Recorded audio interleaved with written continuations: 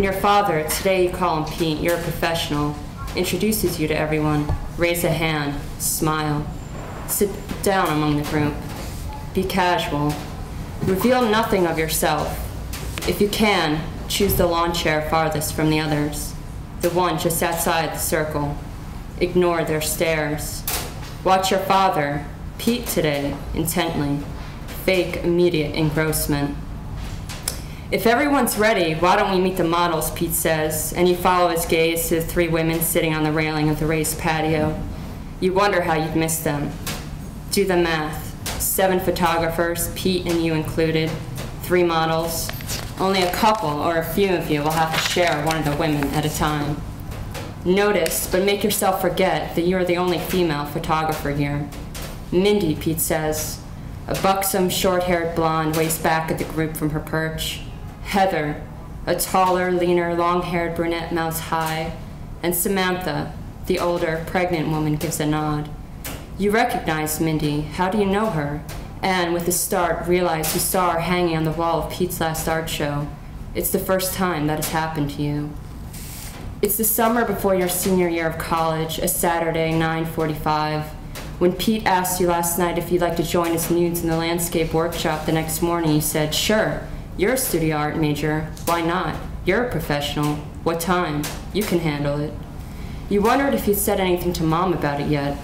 Is she going to be pissed off, you asked? Now, when you look at your father, Pete, standing in the grass in the center of the circle, you see nothing of the sharp face he made last night while answering your question. When you look at him out here in the sunlight, that usually pointed nose is softly defined, and those deep-set eyes that you know so well, that nearly disappear in the darkness of your house, seem to pop open, to suddenly show a striking emerald you can't believe belongs to the same man. Even the brows that always look lopsided, the right one made lower by the years of squinting to accommodate the weaker eye, are now symmetrical. You have never looked much like Pete. He, olive skin, dark unkempt hair, piercing eyes, large forehead. You, ashy complexion, limp amber tresses, dull eyes, round nose, fat face. And at the moment, you cannot help but think, is this stranger really my father?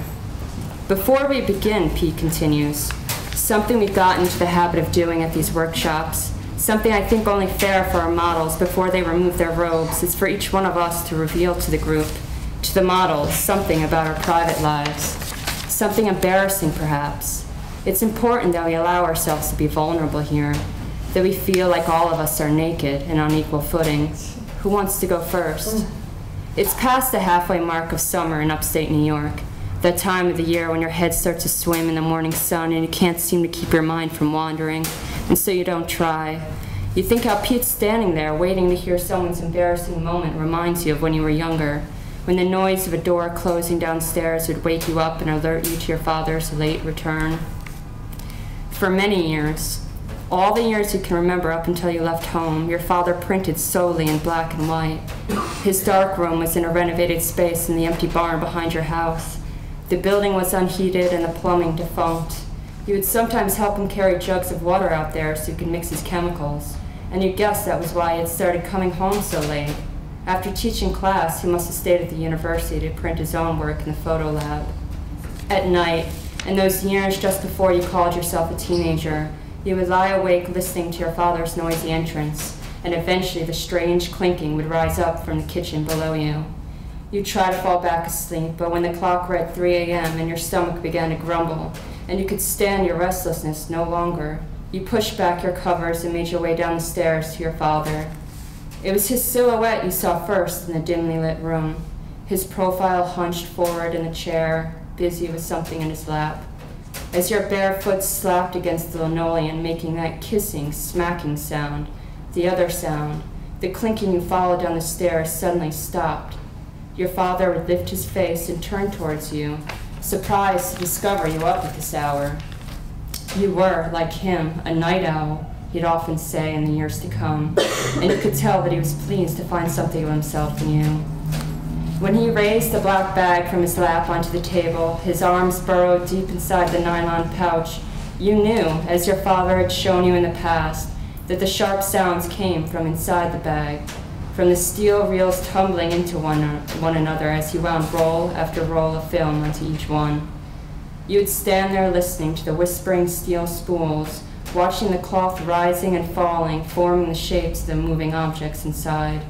For you, there had always been something mysterious about the bag, something to do with how your father often warned you that no light could come inside it, how his two hands slipped into its folds and disappeared, as if it were another room, a secret place, how he seemed so calm, so intent and focused, his fingers nimbly working their way around inside, in spite of the seemingly monotonous nature of the activity.